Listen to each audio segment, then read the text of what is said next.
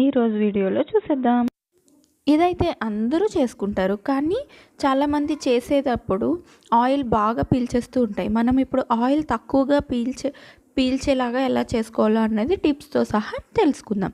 ముందుగా అయితే మనం బొబ్బరి పప్పుని తీసుకొని దాన్ని ఒక 2 అవర్స్ ఆర్ 1 అవర్ నానపెట్టుకుంటే సరిపోతుంది. ఈ విధంగా నానపెట్టుకొని, ఇది ఒక హాఫ్ కిలో పప్పు అనమాట.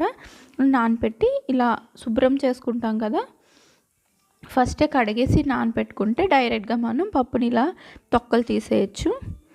ఈ విధంగా చేత్తో ఇలా అంటే దాంట్లోకి తొక్కలన్నీ వచ్చేస్తాయి అన్నమాట.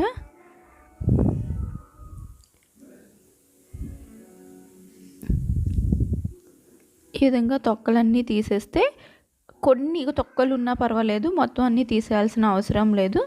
ఇలా మీకు ఇంకా సఫిషియంట్ అయిపోయింది అన్నప్పుడు పప్పుని తీసి సెపరేట్ బౌల్లో వేసుకోవాలి.